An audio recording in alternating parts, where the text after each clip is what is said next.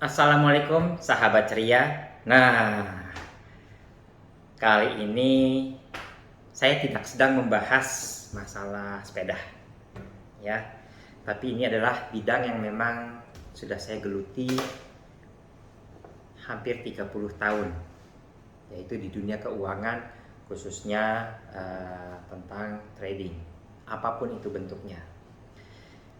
Belakangan nih kalau saya lihat berita, buka YouTube, buka podcast, itu ramai diperbincangkan tentang binary option. Terjadi penipuan lah atau apapun itu. Saya tidak ingin membahas yang banyak dibicarakan orang. Saya tidak ingin menjudge siapapun itu, ya. Tapi dalam hal ini saya hanya ingin berbagi tentang apa yang juga saya alami. Saya di dunia pasar modal mungkin sudah hampir 30 tahun. Sangat menarik sekali, ya. Banyak orang yang melihat bahwa dunia pasar modal itu sangat dinamis. Dan dalam beberapa tahun terakhir, 2-3 tahun terakhir, pada saat internet sangat berkembang dengan pesat, teknologi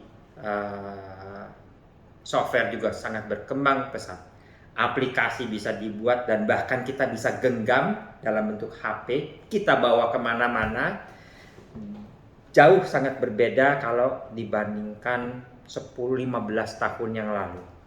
Nah, ditambah dengan kondisi pandemi sehingga mobilitas orang menjadi lebih terbatas, lebih banyak nih ada di rumah gitu. Akhirnya apa? Ya mereka coba menggunakan apa? Ya kalau dia nggak punya laptop, ya dia bisa pakai gadget dia bisa pakai HP dia. Itu sangat-sangat manusiawi. Sehingga berkembang dalam 2 tahun terakhir itu banyak sekali bermunculan. Ada yang disebut robot trading, artificial intelligence gitu ya. Nah, seringkali hal-hal yang seperti ini secara ilmiah itu baik, tapi karena keterbatasan pengetahuan, terutama sahabat-sahabat saya yang ada di Indonesia nih, ya, mereka telan mentah-mentah. Oh, kalau robot trading gini berarti akan gampang nih dapat untungnya. Termasuk saya ditawarin, ya. Jadi ini kisah saya nih. Saya tuh ditawarin, Vin, ini ada aplikasi investasi menggunakan artificial intelligence. Wah, lu sebulan bisa dapat untung, ya, 6-10%. Kalau lu bisa menawarkan ke orang lain, lu bisa dapat tambahan income lagi. Oh, oke. Berarti saya lihat, kalau saya bisa tawarkan, orang itu tertarik ikut bergabung, maka orang itu bisa dapetin lagi. Saya bisa dapetin lagi 3%-an lah, 2-3%. Nah, katakanlah misalnya, ya, kalau setiap bulan 6-10%, saya ambil lah yang nggak terlalu rendah tapi juga bukan yang paling atas. Saya ambil 7%. Berarti saya dapat setiap bulan 7%. Kemudian, kalau saya bisa memasarkan aplikasi atau produk ini ke orang lain dan orang lain tertarik ikut di bawah downline-nya saya dapat lagi. Anggaplah 2%. 7 tambah 2%. Berarti sebulan saya bisa dapat berapa? 9%. Bayangkan, 1 bulan 9%. 7% 1 bulan aja udah luar biasa besar. Saya nggak ambil yang 2%-nya, 7% nih saya ambil. Rata-rata average. Dia, teman saya udah nunjukin nih, ya. Nih, bulan ini gue dapat sekian, bulan ini saya dapat sekian, bulan ini dapat sekian. Oh, oke. Tawarin ke saya. Saya bilang, 7% 1 bulan. 10 bulan 70%. Tambah 14%. Berarti 84% 1 tahun. Wow, besar loh. Kalau saya invest 100 juta, nggak sampai 2 tahun, udah balik modal plus untung. Ya kan? Jadi setahun saya dapat 84 juta. Rata-rata. 2 tahun, wah udah untung. Sangat menggiurkan, betul. Tapi, coba diperhatikan. Saya baca literatur, saya ini akademisi. Saya cek dari Damodaran. Bisnis apa yang kira-kira bisa menghasilkan hampir 2 kali lipat dalam 1 tahun? Apa yang bisa menghasilkan 2 kali lipat?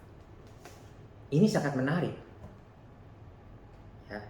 Setelah saya baca textbook, kanan, kiri, googling, dan segala macam, hampir boleh dibilang rata-rata bisnis 1 tahun itu ya paling besar 40%. Nah, kalau saya bisa dapetin 84%, bahkan bisa lebih, gimana nggak tertarik? Cuman kan saya kan harus tahu dulu. Basic saya ini analis. Kalau kita nggak mau tahu lebih dalam, saya nyemplung langsung. Tapi saya enggak. Saya pelajarin, saya ambil lihat. Nah, saya bahkan belajar sedikit tentang artificial intelligence. Apa itu robot trading? Bagaimana robot trading menggunakan artificial intelligence? Nah, yang namanya artificial intelligence harus ada data sebelum-sebelumnya. Kita harus bicara data statistik. Supaya benar-benar bisa mendekati apa yang diharapkan, bukan sempurna ya, apa yang diharapkan, maka data itu harus diambil sekian puluh tahun ke belakang. Kalau cuma 1-2 tahun, kemungkinan errornya besar sekali. Nah, itu baru satu hal. Ya, seberapa canggih sih artificial intelligence? Gitu. Yang kedua, hal kedua, yang namanya trading, baik itu binary option, trading saham, trading forex, atau kripto, pastikan ada yang beli, ada yang jual. Jangan kita ngelihat pasti kita untung. Kalau si robot trading ini pasti memberikan kita keuntungan. Nggak bisa begitu cara berpikirnya. Karena ini yang disebut zero sum game. Permainan yang untungnya zero. Kalau ada satu pihak untung, pasti ada pihak lain yang rugi. Misal gini, saya bisa membeli satu aset apapun itu kripto, katakanlah di harga 1.000. Nah, pasti ada orang yang jual di harga 1.000 karena saya beli di 1.000 dong. Beberapa saat kemudian, saya ngelihat ternyata dari 1.000 naik 1.500, saya jual. Dari kacamata saya melihat itu adalah posisi yang menguntungkan. Tapi dari orang yang jual, dia jual di harga 1.000. Coba kalau sebagai manusia, kalau saya jual di harga 1.500, artinya apa? Secara potensial dia sudah dirugikan sebesar 500 perak. Sementara saya diuntungkan 500 perak. Artinya apa? Saya untung 500 rupiah, yang sisi lain yang jual rugi 500 rupiah. Ya mungkin dia beli di 900, jual 1.000. Dari kacamata absolut seolah-olah dia untung. Tapi tidak begitu. Makanya ini yang mesti kita hati-hati. Jadi kalau semua pihak, semua aplikasi menawarkan robot trading, menawarkan artificial intelligence, yang ini menawarkan, wah saya bakal untung sekian. Yang ini semuanya bicaranya untung.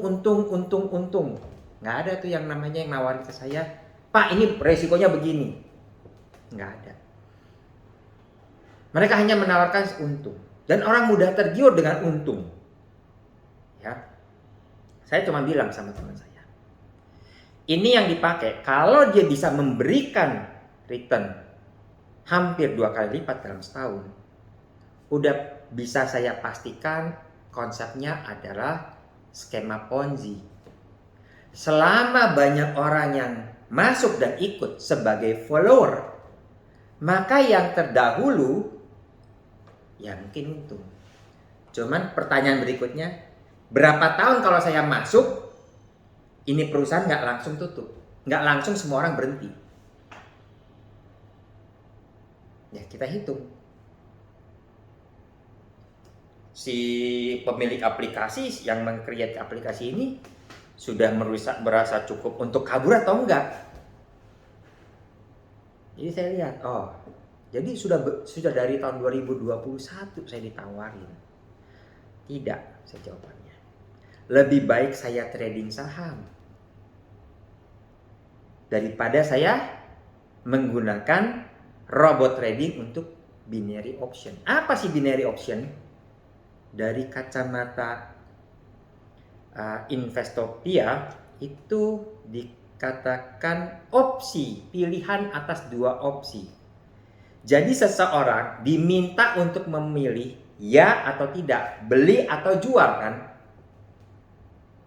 Nah, kalau pilihannya cuma itu, bukan berdasarkan analisa, bukan berdasarkan hal-hal yang fundamental, secara agama ini maka bisa dikatakan judi. Bukan cuma secara agama nih. Nah, kalau udah bicara agama berarti kalau ini judi, ya berarti hukumnya adalah haram. Apakah saya mau memberikan nafkah istri saya, anak saya dengan uang haram? Lebih baik saya kehilangan kesempatan untuk menjadi kaya mendadak, ya, atau bahkan mungkin yang tidak pernah disebutkan jatuh miskin mendadak, ya, gara-gara saya tergiur dengan yang namanya judi melalui binary option ini. Nah, itu yang ingin saya sampaikan, ya. Benar, ternyata beberapa jadi awal tahun ini, awal tahun, ya, yang perusahaannya ini menawarkan forex gitu ya, bisa untung 6 sampai 10% sebulan, ditutup. Orang bilangin, nggak cuma satu orang, Vin yang ini oke, aman Vin, dia ada di perusahaannya Singapura, di Singapura bisa begini. Sampai saya bilang, mana orangnya, ayo kita ngobrol. Saya nggak berani debat juga, tapi saya ajak ngobrol berdasarkan apa yang saya tahu, berdasarkan pengalaman saya. Mendingan saya ngobrol deh. Tapi sampai dengan saat ini akhirnya nggak pernah ketemu sama orang yang katanya, wah oke bisa, lu pasti yakin kalau dia ngomong. Ya, saya sih bukannya yakin, ya tapi saya kan pengen tahu dulu dong. Akhirnya apa? Tutup. Jadi oleh otoritas Singapura, perusahaan ini disinyalir ada entahlah ya, mungkin praktik pencucian uang atau apapun bentuknya itu, tutup. Hal-hal yang perlu kita perhatikan. Kalau saya disuruh invest, kemudian investnya masuk ke dalam rekening seseorang atau rekening PT, maka sudah bisa dipastikan bisa saja PT ini bawa kabur. Selalu kan iming-imingnya kalau yang nawarin PT ini bonafit Vin, nggak mungkin dia bawa kabur uang lo. Saya bilang justru itu, dia harus tampil secara bonafit, seolah-olah dia bisa dipercaya. Tapi kalau kita masukkan uang, kita transfer uang saya dari rekening saya masuk ke dalam rekening PT, maka uang itu menjadi milik PT tersebut.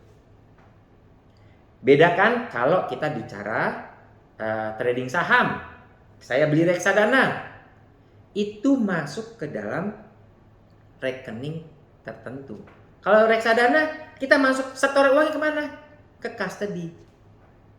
Jadi bukan ke PT aset manajemen yang kelola, bukan. Nah, si bank custody ini menjadi milik bank juga bukan. tapi itu adalah rekening bersama para investor. Demikian juga kalau kita mau trading saham. Setornya kemana? Ya, ke rekening bank. Itu bukan milik bank. Bukan juga milik sekuritas atau tempat kita trading saham. Bukan. Berarti apa? Masalah keamanan. Kalau kita udah tahu disuruh setor ke PT, apalagi ke atas nama perorangan, lupakan. Apapun itu. Sekarang kan kita tahu ada OJK. Ya, dia yang berwenang. Nih perusahaan kalau menghimpun dana masyarakat untuk kepentingan investasi, maka dia harus terdaftar di OJK. Ada lagi nih PT yang sudah terdaftar di OJK. Gampang, cek aja langsung ke website OJK. Ini PT benar terdaftar atau enggak? Dan ternyata banyak sekali yang seperti itu. Ya, jadi hati-hatilah. Ya, yang ingin saya sampaikan, mudah-mudahan ada manfaatnya. Jadi yang perlu kita perhatikan, kalau kita diiming-iming dengan return atau imbal hasil atau bunga atau apapun itu di luar hal yang wajar, lebih baik terlambat tapi kita aman daripada langsung membuat keputusan menyesal di kemudian hari. Banyak sekali. Ya, inilah, mudah-mudahan ini bisa membuka wawasan teman-teman yang masih terlalu awam, sahabat-sahabat saya yang awam tentang pasar modal. Banyak sekali yang tipu muslihat di dunia keuangan ini. Ya. Jadi ya yang terbaik kita hati-hati. Mudah-mudahan ini bisa membantu. Ya. Akhir kata saya ucapkan wassalamualaikum warahmatullahi wabarakatuh.